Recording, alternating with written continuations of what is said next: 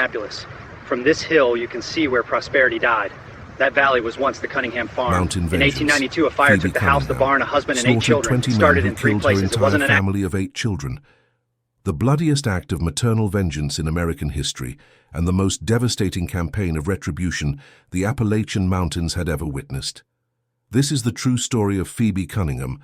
Our story begins in the rugged mountain section of McDowell County, West Virginia, known throughout the region as one of the most dangerous and lawless corners of the state. Rarely have these hills been without some sort of warfare or smoldering quarrel that was likely at any moment to burst into violence. Hemmed in by the ancient Appalachian ridges, the people who lived along the Tug Fork and its countless tributaries had been fighting for survival since the first settlers arrived. And for over 200 years, each succeeding generation had continued that fight. There were no telephones in most of these hollows even into the 20th century, and the roads were few, and travel was slow and tedious. Indeed, the advance of civilization in the outside world had skirted this mountainous region that had gained the reputation of being one of the most violent sections in all of America. From the early period, when the hardy mountaineers fought the Indians all the way up through the feuds that had torn these communities apart, the inhabitants of this area had a tendency to take law into their own hands and to hand out justice according to their own ideas. This no doubt has been due in part to the fact that law and order has had a hard time trying to gain a foothold in this section of sparsely settled mountains. The feuds that erupted between families could last for generations, consuming entire communities in cycles of violence that seemed to have no end and no purpose except the perpetuation of hatred itself. You see, in these mountains, the blood feud was not merely a form of conflict, but a way of life that governed relationships between families for decades. Once violence erupted between 2 clans, it rarely ended until one side or the other had been utterly destroyed. The initial cause of the conflict might be forgotten within a generation, but the killing continued regardless, driven by a logic of revenge that demanded payment for every death with another death. Children grew up knowing that members of certain families were enemies to be killed on sight, that ancient wrongs must be avenged, regardless of who had committed them or how long ago they had occurred. The woman who would become known throughout West Virginia simply as Phoebe was born, Phoebe Ann Collins, in 1858, in a cabin on the banks of Elkhorn Creek that her father had built with his own hands. She was not a remarkable woman in any obvious way, standing 5 feet 5 inches tall with brown hair and brown eyes that revealed little of what lay behind them. Her face was pleasant rather than beautiful, her manner quiet rather than commanding, her presence unremarkable in any gathering of mountain women. Nothing about her appearance suggested the capacity for violence that would later make her name infamous. That's right, Phoebe Collins had grown up in a world where violence was commonplace, where feuds between families claimed lives every year, where children learned to shoot before they learned to read. She had seen men killed in disputes over land and livestock, had attended funerals for neighbors who had been ambushed on mountain roads, had absorbed the understanding that death was a constant presence in these hills, but she had not participated in the violence herself, had not carried weapons, had not imagined that she would ever have cause to take a human life. She was a woman, and women in these mountains were expected to endure rather than to act. Her childhood had been shaped by the rhythms of farm life, the endless cycle of planting and harvest and preparation for winter that defined existence in the mountains. She had learned to cook and sew and preserve food, to manage a household with resources that were always insufficient, to make do with what was available, rather than wishing for what was not. These skills would sustain her throughout her life, would allow her to survive hardships that would have broken people who had not been toughened by such an upbringing. She had been educated in a one-room schoolhouse that served children from a dozen families, learning to read and write and do arithmetic well enough to manage the practical demands of farm life. She was intelligent, more intelligent than most of her classmates, but intelligence was not particularly valued in mountain women. What mattered was the ability to work, to endure, to raise children who would themselves work and endure, and raise children of their own. Phoebe had absorbed these expectations without questioning them, had shaped her ambitions to fit the life that was available to her. Her religious faith was deep and sincere. shaped by the Baptist Church where her family had worshipped for generations. She believed in God and heaven and the ultimate judgment that awaited all souls, believed that the righteous would be rewarded and the wicked punished, believed that suffering in this life would be compensated in the life to come. This faith would be tested by the events that were coming, would be transformed by grief into something that bore little resemblance to the gentle Christianity she had learned as a child. Her marriage to a man named Ezekiel Cunningham in 1876 had been a good match that pleased both families. Ezekiel was a farmer and occasional timber worker, a quiet man who avoided the feuds that consumed so many of his neighbors, who wanted nothing more than to raise his family in peace on the land his father had left him. The Cunninghams were not wealthy, but they were respectable, known throughout McDowell County as honest people who paid their debts and kept their word. Ezekiel and Phoebe built their life together on a foundation of hard work and mutual devotion. The children came steadily through the late 1870s and 1880s, 8 of them in all, 5 sons and 3 daughters. The farm grew crowded with young voices, with the chaos and joy that comes from raising a large family in a small space. Phoebe's days were consumed with the endless work of feeding and clothing and teaching 8 children, of maintaining a household that seemed always on the verge of overwhelming her. She loved every moment of it, found in motherhood a purpose that gave meaning to the hardships of mountain life. The oldest was Thomas, born in 1877, a serious boy who took after his father in temperament and who helped with the farm work from the time he could walk. Thomas was responsible and reliable, the child that Phoebe knew she could count on when things needed to be done. He grew into a young man who seemed destined to take over the farm, to continue the work his father had begun, to build something that would endure for generations. Then came James in 1879, more adventurous than his brother, always exploring, always pushing boundaries. James was the one who wandered into the forest and came back with stories of what he had seen. The one who climbed trees that seemed too tall and swam in creeks that ran too fast. He gave his mother more worry than all her other children combined, but he also gave her more joy with his infectious enthusiasm for life. Mary arrived in 1881, the first daughter, gentle and kind, her mother's helper in all things domestic. Mary had inherited Phoebe's practical intelligence and her capacity for hard work, and by the time she was 12, she could run the household as competently as her mother. She was the one Phoebe confided in, the one who understood without being told what needed to be done, the one who would have made a wonderful mother herself. William followed in 1883, small for his age but fierce in spirit. William had been born early and had struggled in his first months, and Phoebe had hovered over him with a protective intensity that never entirely faded.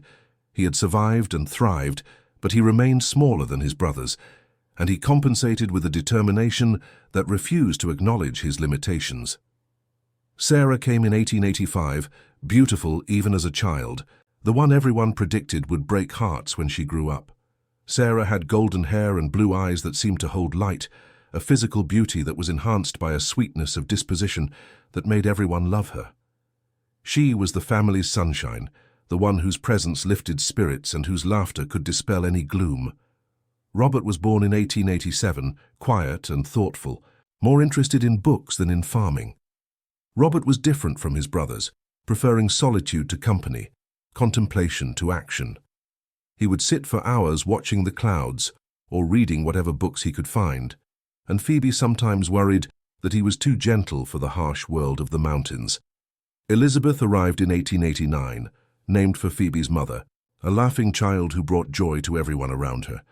Elizabeth had been an easy baby, an easy toddler, an easy child who seemed to find happiness in everything she encountered. She was the family's optimist, the one who saw good in every situation, the one whose presence reminded everyone why life was worth living.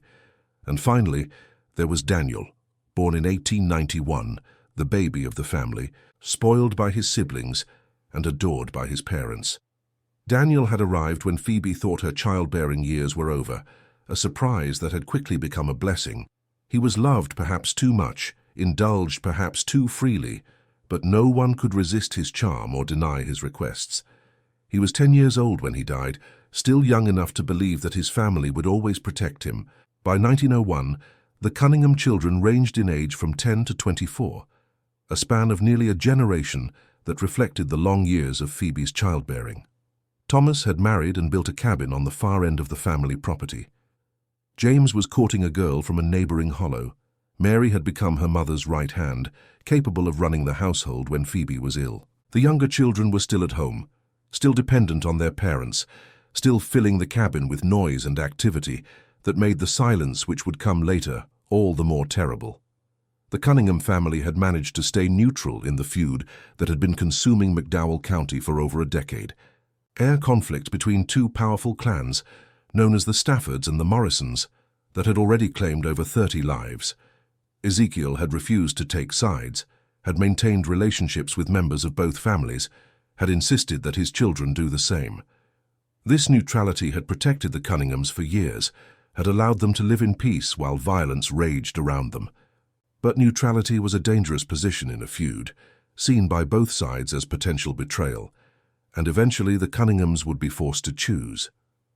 Now, to understand what happened in the spring of 1901, you need to understand the nature of the Stafford-Morrison feud that had been tearing McDowell County apart for years. That's right. The conflict had begun over a disputed land boundary in 1889, had escalated through a series of killings and retaliations, had consumed two families so completely that neither could remember a time when they were not at war. By 1901, the feud had spread beyond the original families to include allies and associates, and anyone who could be identified with one side or the other. The original dispute had been over a strip of land along a creek that both families claimed. The boundary had never been properly surveyed, and both families had documentation that seemed to support their position. In better times, such a dispute might have been settled through negotiation or arbitration. But the times were not good, and the men involved were not inclined toward compromise. The first killing had occurred in the spring of 1889, when a Morrison son encountered a Stafford son on the disputed land, and words had led to gunfire. The Stafford boy had died, and the feud had begun. Within a year, 3 more men were dead. Within 5 years, the total had reached 15. By 1901, over 30 people had been killed, and the violence showed no signs of stopping. The killings followed a predictable pattern. A death on one side would be answered by a death on the other. The original grievance would be forgotten as new grievances accumulated, each killing creating debts that demanded payment. Children grew up learning that members of certain families were enemies to be killed on sight, that questioning this arrangement was a betrayal of family honor. The feud became self-perpetuating, a cycle of violence that fed on itself. The Stafford clan was led by a man named Randolph Stafford, a brutal patriarch who had personally killed at least 7 men in the course of the feud and who had ordered the deaths of many more. Stafford was 53 years old, a large man with a reputation for cruelty that extended beyond the requirements of the feud. He enjoyed inflicting pain, enjoyed the power that violence gave him, enjoyed the fear he saw in the eyes of everyone who crossed his path. He had transformed the feud from a conflict between families into a personal crusade, a war that he intended to win through the complete destruction of his enemies. The Morrison clan had been decimated by the feud, reduced from a large and prosperous family to a handful of survivors who were barely able to defend themselves. Their leader, a man named Calvin Morrison, had been killed in 1899, and his sons were too young and too few to mount effective resistance. The Staffords sensed that victory was near, that a final push would eliminate the Morrisons entirely and end the feud on terms that would establish Stafford dominance throughout the county. The Cunningham family's mistake was allowing Thomas, the oldest son, to marry a woman named Rebecca Morrison, a cousin of the feuding family who had fled to a neighboring county to escape the violence. Thomas had met Rebecca at a church gathering, had fallen in love with her gentle nature and her quiet strength, had married her despite warnings from his father that the connection could prove dangerous. Ezekiel had hoped that the relationship was distant enough to be overlooked, that the Staffords would not consider Thomas a Morrison ally simply because of his wife's maiden name. And that's when Randolph Stafford decided that the Cunninghams had chosen the Morrison side. You see, Stafford's intelligence network reported the marriage to him within days of its occurrence, and he immediately classified the entire Cunningham family as Morrison allies who would need to be dealt with. It did not matter that Ezekiel had never supported the Morrisons, had never participated in the feud, had maintained his neutrality with scrupulous care. The marriage connection was enough in Stafford's mind to justify whatever action he chose to take. And the action he chose was designed to send a message that no one in McDowell County would ever forget. The attack on the Cunningham family came on a night in early April 1901, when Randolph Stafford led a force of 20 men to the family's homestead. They arrived after midnight, surrounded the cabin where the family slept, and set it ablaze while positioning men to shoot anyone who tried to escape. The plan was simple and brutal: burn the family out and gun them down as they fled the flames. It was a method Stafford had used before, and it had always been effective. The fire spread quickly through the dry timber of the cabin, filling the structure with smoke and heat that drove the family from their beds. Ezekiel was the first to understand what was happening, the first to realize that the family was trapped between the fire behind them and the guns outside. He tried to organize an escape, tried to get his children to safety, but the attackers had positioned themselves too well. The first shots came as soon as the family emerged from the burning cabin, and they did not stop until everyone was down. Phoebe was wounded in the first volley, a bullet striking her shoulder and spinning her to the ground. She lay in the dirt as the shooting continued around her, as her husband and her children fell one by one. As the screams of the dying mixed with the roar of the flames, she watched Thomas die trying to protect his pregnant wife Rebecca, watched James cut down as he ran toward the tree line, watched Mary crumple beside her with a wound that left her gasping for air. She saw William and Sarah and Robert fall in quick succession, saw little Elizabeth try to hide behind the well and be shot through the head, saw Daniel, her baby, reach for her before a bullet ended his life.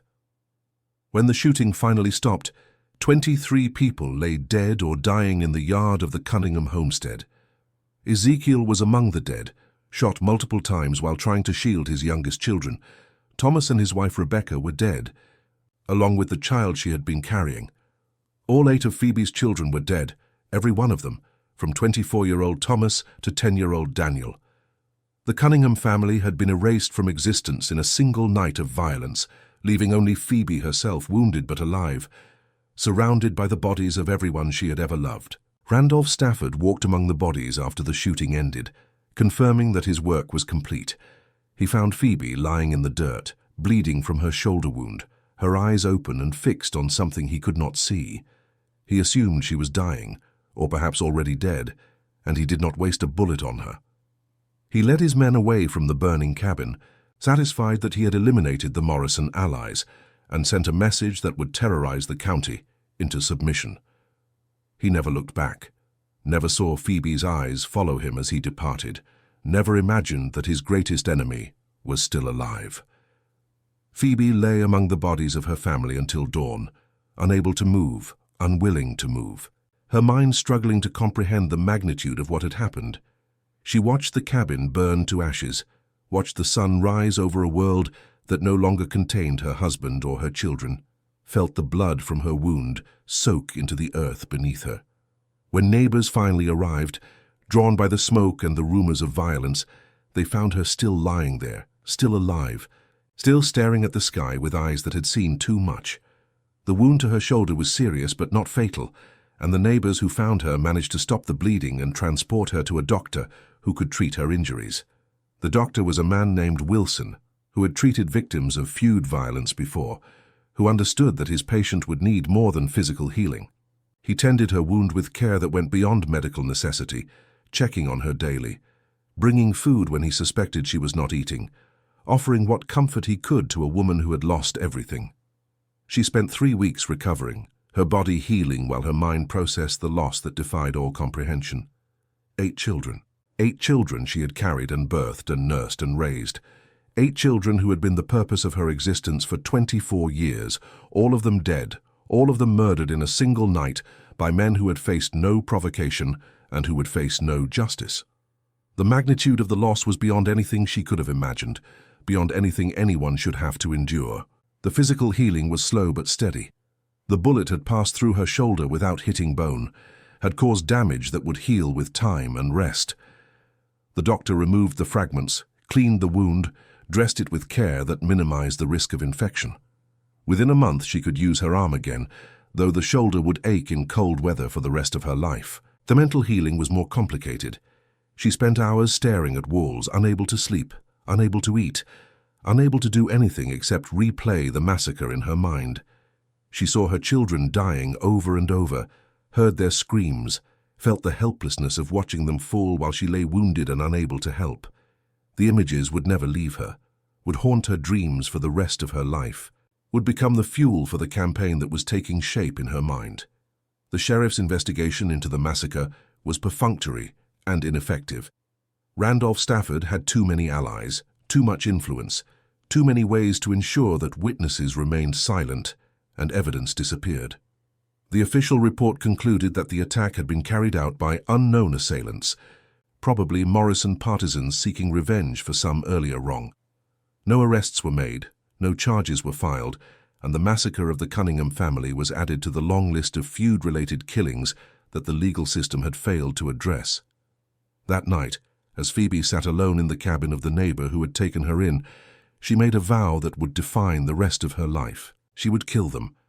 Every man who had participated in the attack on her family, every man who had fired a shot that killed her children or her husband. She would find them, and she would kill them, one by one, until the debt was paid in full. 20 men had attacked her home that night. 20 men would die before she was finished. And that vow, spoken in the darkness of a strange room on a night that should have been the end of her story, would be fulfilled beyond anything Phoebe Cunningham herself could have imagined. You see, Phoebe Cunningham had one advantage that her enemies did not expect. In the weeks following the massacre, as she recovered from her wounds and planned her campaign, she had time to learn the identities of every man who had participated in the attack. The neighbors who had found her had also found witnesses, people who had seen the Stafford men riding toward the Cunningham homestead, people who had heard them boasting afterward about what they had done. The names came to her one by one, whispered by people who were too frightened to speak publicly, but who wanted someone to know the truth. The planning process took 3 months, during which Phoebe maintained the appearance of a woman broken by grief. She accepted the charity of neighbors, attended the church where her children had been baptized, visited the mass grave where all 10 members of her family had been buried together, because there was no one left to pay for individual plots. She seemed to be exactly what everyone expected, a widow consumed by sorrow, waiting for death to reunite her with the family she had lost. No one suspected that behind the blank eyes and the quiet manner, a mind was working ceaselessly on problems of vengeance. The intelligence she gathered was comprehensive and detailed. She learned where each of the 20 attackers lived, what their daily routines were, when they were most likely to be alone and vulnerable. She studied their habits, their weaknesses, their relationships with each other. She identified which ones were brave and which were cowards, which would fight and which would beg.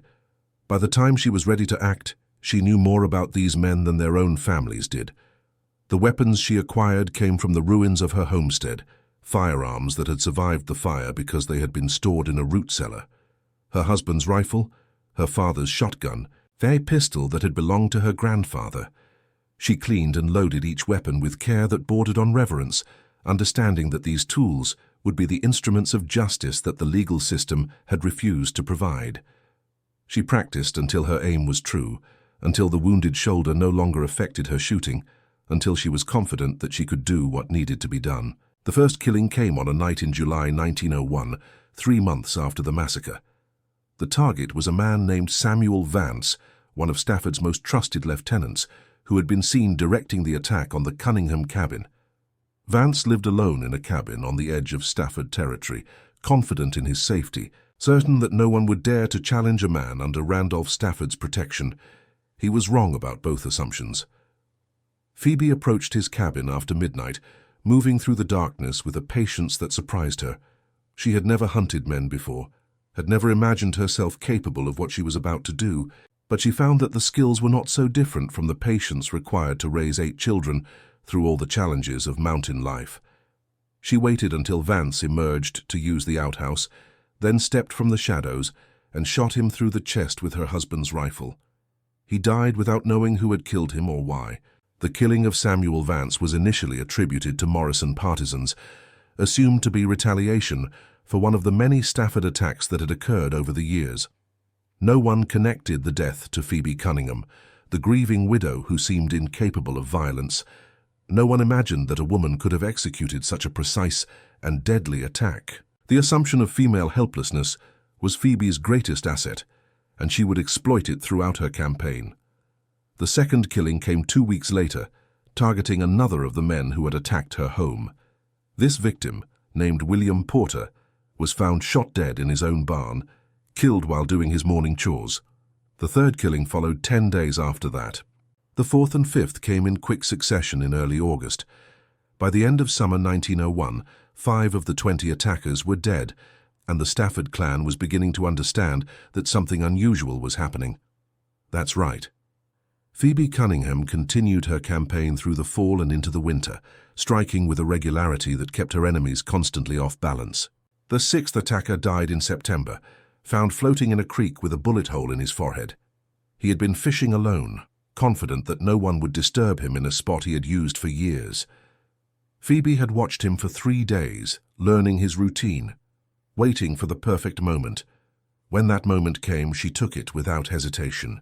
The seventh was ambushed on a mountain road in October, shot from a distance that demonstrated remarkable marksmanship. This victim had been more cautious than the others, had varied his routes and his schedules, had taken precautions that should have made him a difficult target. Phoebe had adapted, had studied his patterns despite their irregularity, had identified the one route he could not avoid, and had waited there for 3 weeks until he finally appeared. The 8th and 9th died on the same night in November, a double killing that shocked even the hardened veterans of the feud. Both men had been members of the same patrol, had ridden together for safety, had believed that their numbers would protect them. Phoebe had used that belief against them, had created a distraction that separated them momentarily, had killed each one in the brief window before the other could respond. The Stafford clan's response to the killings became increasingly desperate as the death toll mounted. Randolph Stafford ordered his men to travel in groups of at least 4, to vary their routes constantly, to trust no one outside the immediate family. He brought in additional fighters from neighboring counties, men who owed him favors or who were attracted by the promise of payment. He offered rewards for information about the killer, promised amnesty to anyone who would reveal the identity of whoever was hunting his men. None of it worked. The killings continued despite every precaution, despite every measure that Stafford could devise. His men grew fearful, began to desert, began to question whether any amount of loyalty was worth dying for. The organization that had terrorized McDowell County for over a decade was crumbling, not through the efforts of law enforcement or the resistance of its enemies, but through the patient vengeance of a single woman. Each killing demonstrated Phoebe's evolution as a hunter of men. She learned which approaches were safest, which times offered the greatest opportunity, which methods attracted the least attention. She discovered that her appearance was her greatest weapon, that no one suspected a middle-aged woman of being capable of cold-blooded murder, that she could move through the world virtually invisible because everyone assumed she was harmless. She used this invisibility ruthlessly, approaching targets who would have fled from any male enemy. The investigation into the killings took months to coalesce into a recognition that the deaths were connected. Different assumptions were made about different killings. Some were attributed to the Morrisons, some to personal grudges, some to random violence. The sheriffs of the various counties where the deaths occurred did not communicate effectively, each pursuing their own investigation without sharing information that might have revealed the pattern earlier. It was a state detective named Thomas Morgan who finally noticed the pattern, who realized that all the dead men had one thing in common. They had all participated in the attack on the Cunningham family. Morgan was a veteran investigator who had been assigned to the feud-related killings after the state government finally acknowledged that local authorities were incapable of handling the situation. He had spent weeks reviewing case files from multiple counties, looking for connections that local investigators had missed. The pattern he discovered was unmistakable. Every victim had been present at the Cunningham homestead on the night of the massacre. Every victim had been one of the 20 men who had surrounded the cabin, who had fired at the family as they fled the flames. The connection could not be coincidental, and it pointed to a motive that made perfect sense: revenge for the massacre, pursued by someone who knew exactly who had participated. Morgan began to suspect that someone was systematically eliminating the attackers, though he could not imagine who might be responsible.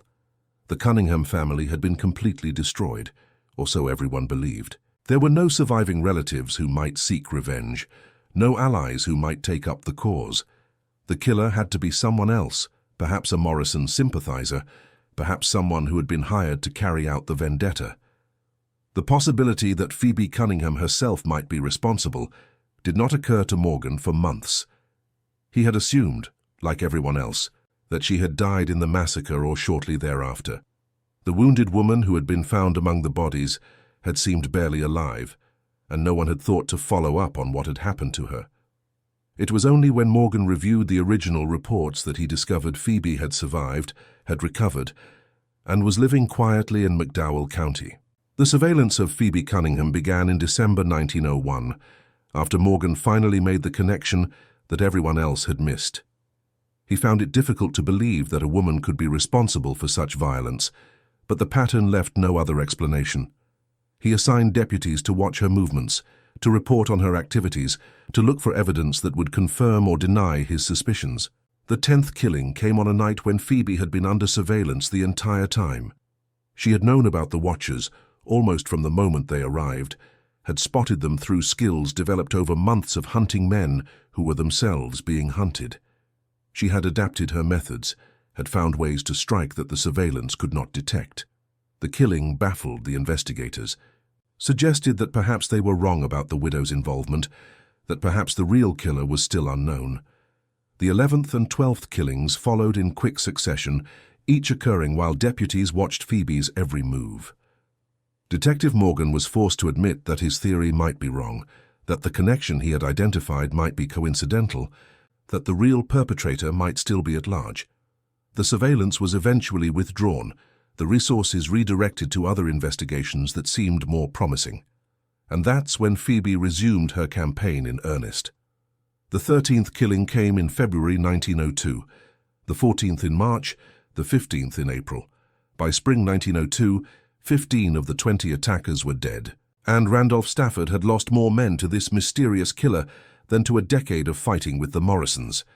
He had fortified his home, surrounded himself with guards, stopped traveling except in large groups.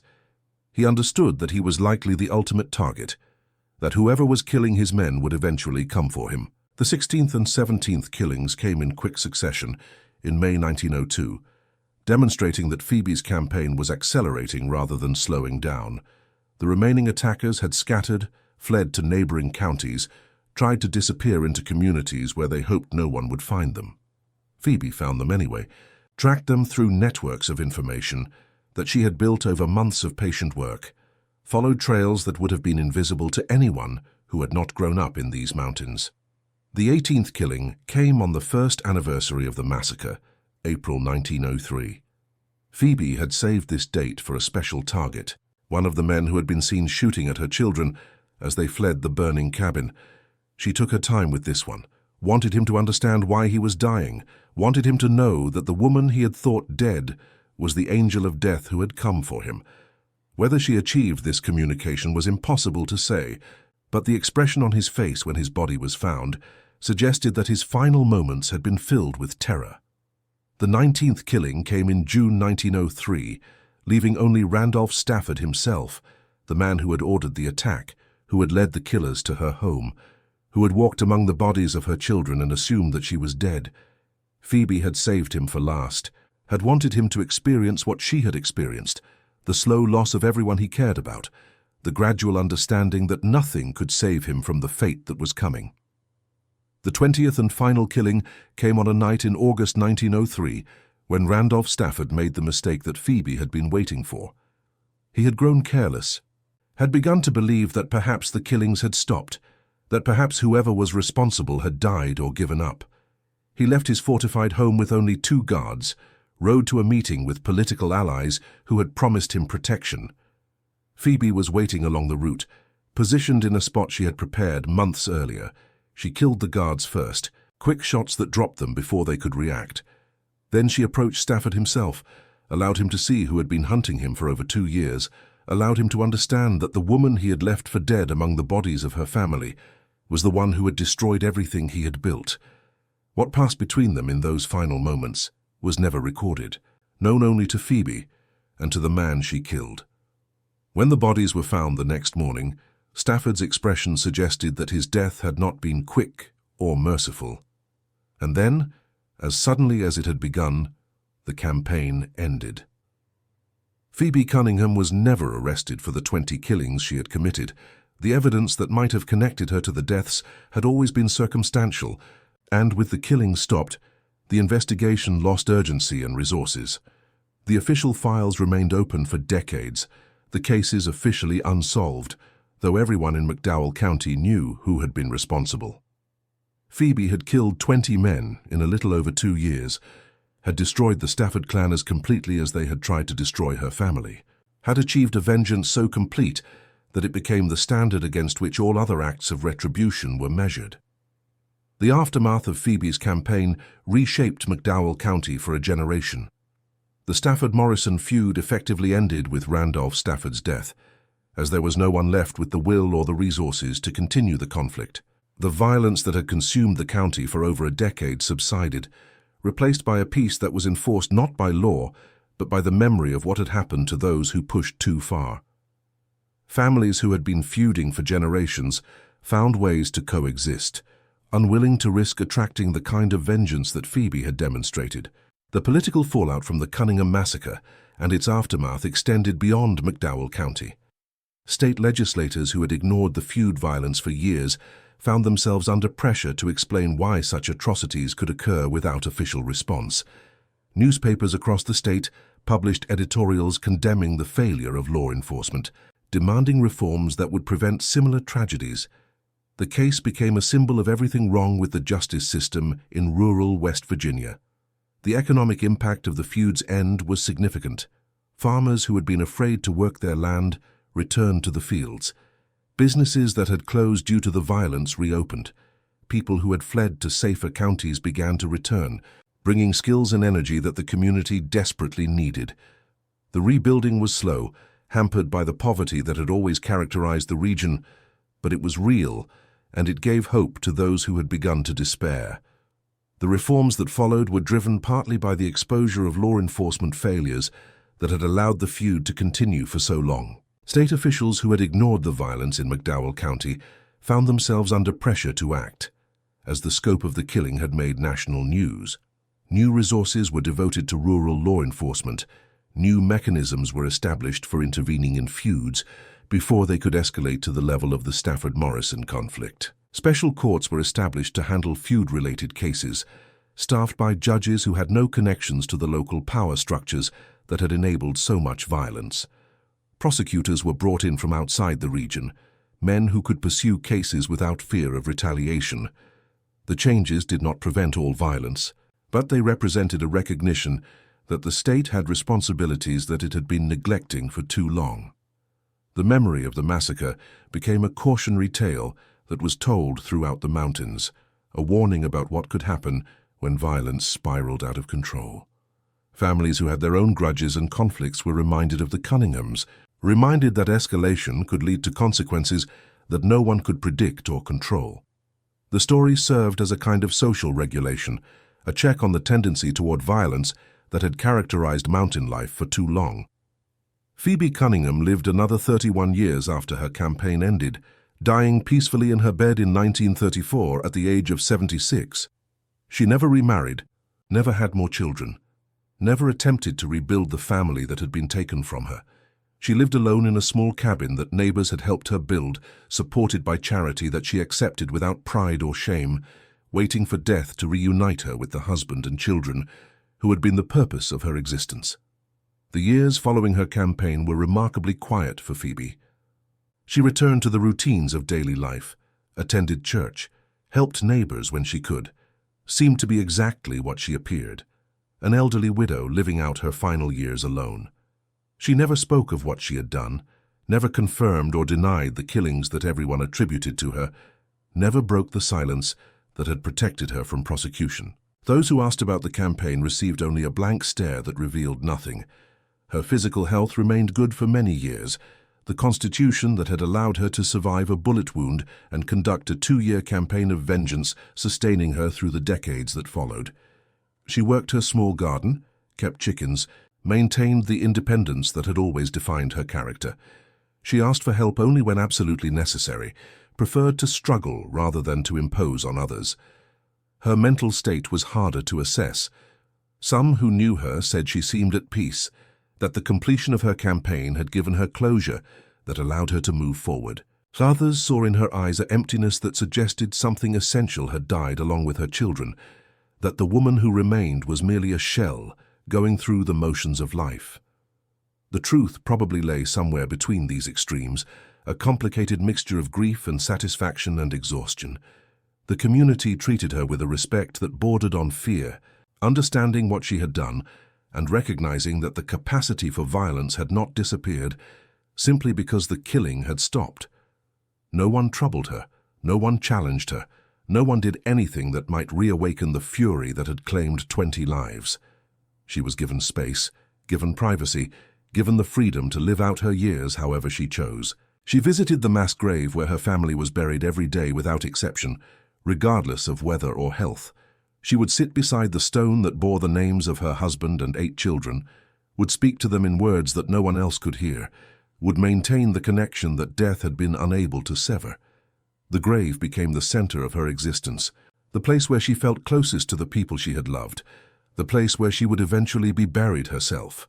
The grave of the Cunningham family became something of a pilgrimage site in the years following the end of the feud, visited by people who wanted to pay their respects to those whose deaths had sparked such extraordinary events.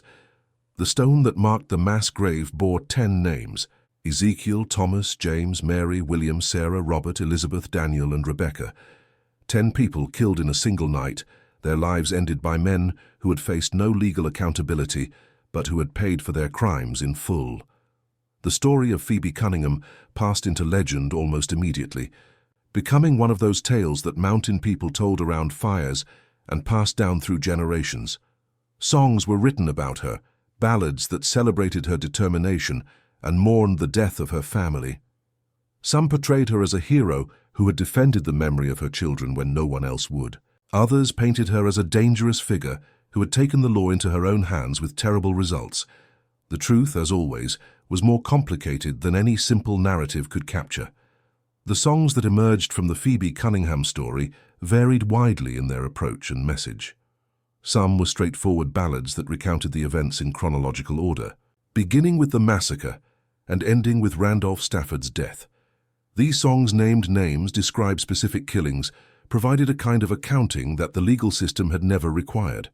They were sung in taverns and at gatherings, becoming part of the oral tradition that preserved mountain history. Others focused on the loss itself, on 8 children killed in a single night, on a grief too large for any person to bear alone.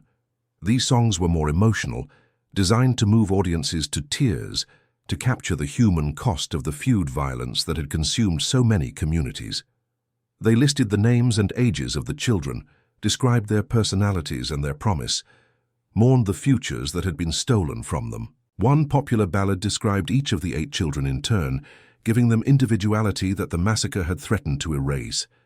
It sang of Thomas the responsible, James the adventurous, Mary the kind, William the fierce, Sarah the beautiful, Robert the thoughtful, Elizabeth the joyful, and Daniel the beloved. The song reminded listeners that these were not abstract victims but real people, each with their own characteristics and their own right to live. Another song focused on the night of the massacre itself, describing the fire and the shooting in vivid detail that made listeners feel they were present. It captured the chaos and the terror, the screams of the dying and the roar of the flames, the sight of children falling one by one in the yard of their home. It portrayed Phoebe lying wounded in the dirt, watching her family die, transforming from victim to avenger in the space of a single night. A third song told the story entirely from Phoebe's perspective, imagining her thoughts as she recovered from her wounds and planned her campaign. It portrayed her grief, her rage, her determination, the cold calculation that replaced the warm emotions she had once felt. It captured the transformation of a mother into a killer, showing how the same love that had nurtured 8 children could become the force that destroyed 20 men. One popular ballad described the night of the massacre, painting a vivid picture of the fire and the shooting and the bodies falling in the yard. The song captured the horror of what Phoebe had witnessed, the sight of her children dying one by one while she lay wounded in the dirt. It portrayed her transformation from victim to avenger, from mother to killer, from woman to force of nature. The image became iconic, repeated in countless retellings, a symbol of what happens when grief becomes rage and rage becomes purpose. Another song told the story from the perspective of Randolph Stafford, describing his growing terror as his men died one by one around him. This song was darker than most, capturing the fear that must have consumed a man who understood that death was hunting him and that nothing could prevent it from finding him.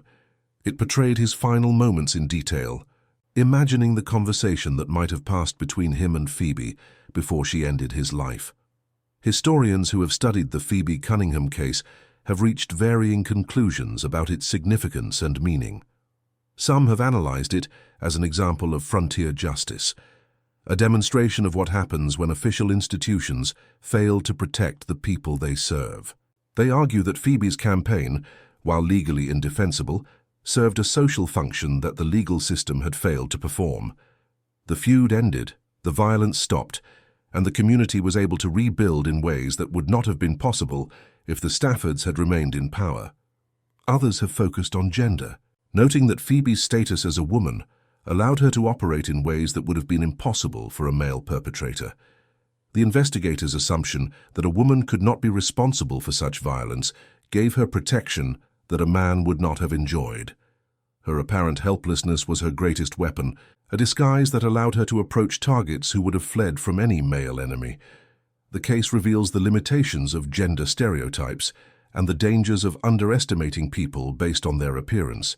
Still others have examined the case as a turning point in the history of Appalachian feuding, the moment when the violence finally became extreme enough to force outside intervention. The massacre of the Cunningham family and the campaign of vengeance that followed made national news, forced state officials to acknowledge problems they had been ignoring, and led to reforms that changed how such conflicts were handled. The case became a reference point for future discussions of feud violence and state intervention. Psychologists have studied the case for insights into how ordinary people become capable of extraordinary violence. Phoebe Cunningham was, by all accounts, a normal woman before the massacre. She had never committed violence, had never expressed violent intentions, had lived her life according to the conventions of her time and place. The transformation that occurred after the massacre, the development of the skills and the will to kill 20 men, raises questions about human nature that have never been fully answered. You see, what Phoebe Cunningham did cannot be justified by any conventional legal or moral framework. She killed 20 men, most of them shot without warning, without any opportunity to surrender or defend themselves. The fact that her victims had participated in the massacre of her family does not eliminate the fact that she acted as judge, jury, and executioner, taking lives that were not hers to take. Any society that hopes to maintain order must condemn vigilante killing, regardless of the grievances that motivate it. And yet her story cannot be simply condemned, reduced to a tale of criminality that teaches only the obvious lesson that murder is wrong. She was a mother whose 8 children had been murdered in a single night by men who faced no accountability through official channels. The system that should have protected her family had failed completely. The law that should have punished the killers had instead protected them.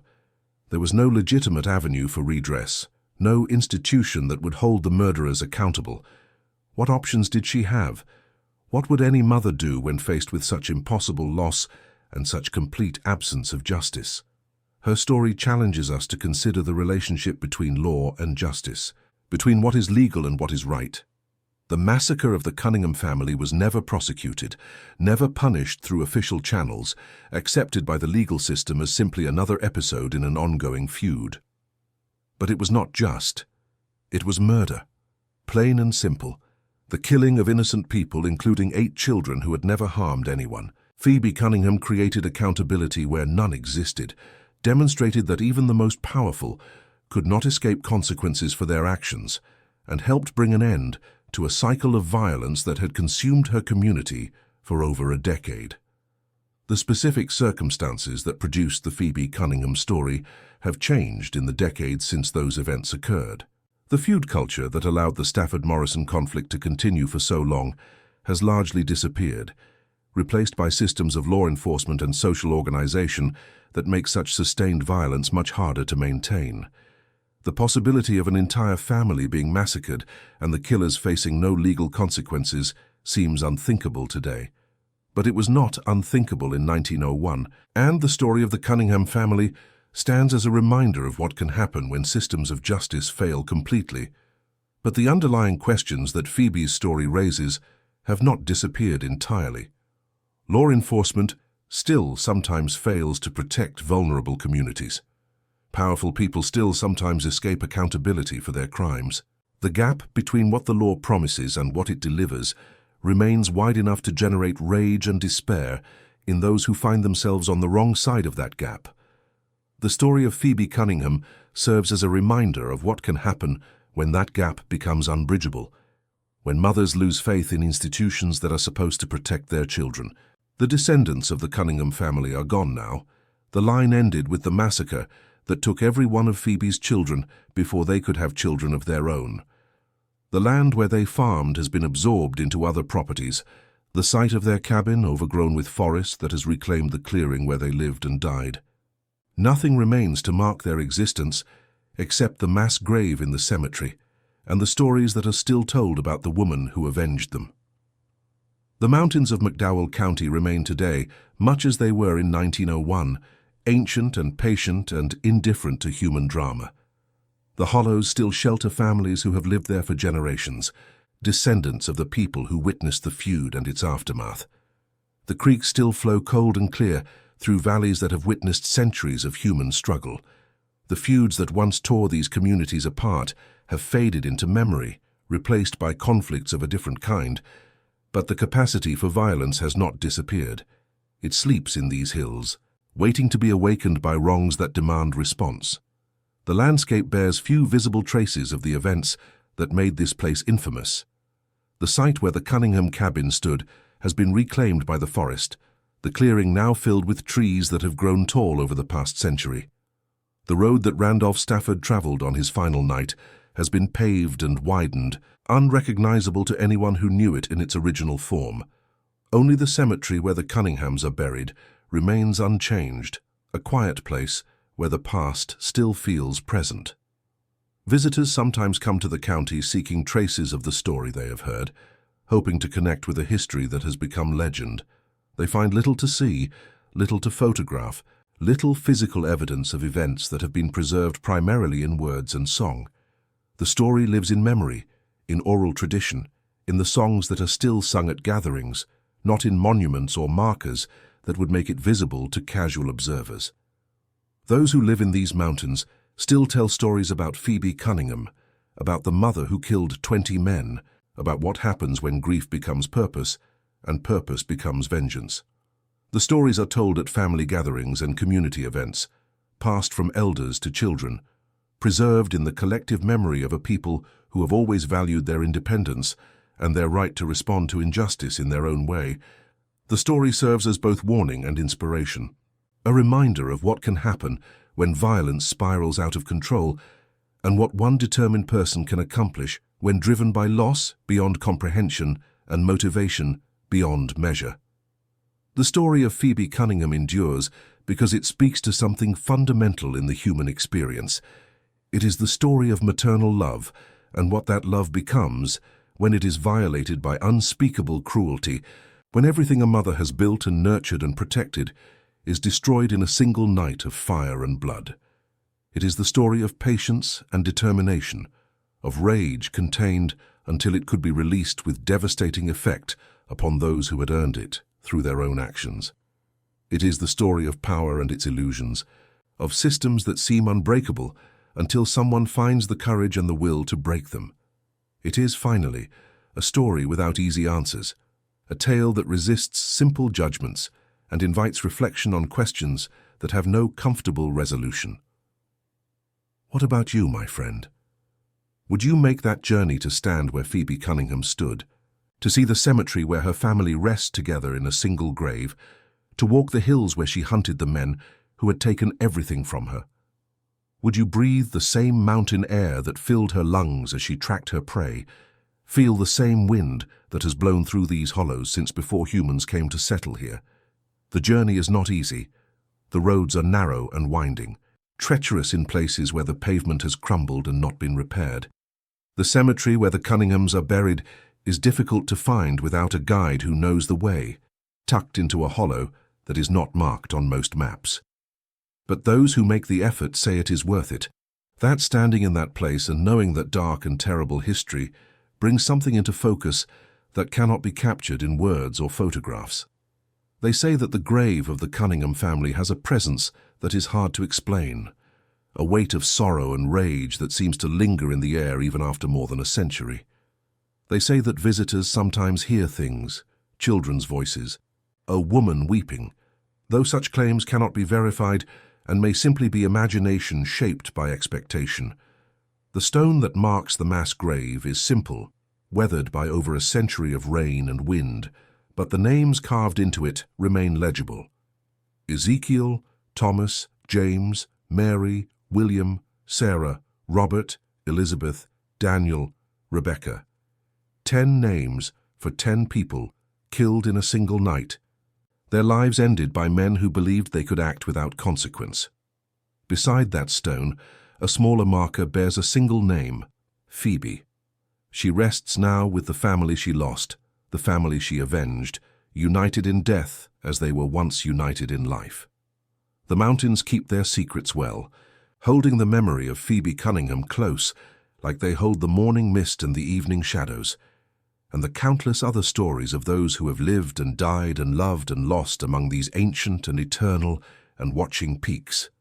Her story will continue to be told as long as people remember what happened in McDowell County in those terrible years of blood and fire, as long as mothers love their children with a ferocity that defies reason and transcends death, as long as systems fail and ordinary people find their own ways to respond to injustice that the law refuses to address.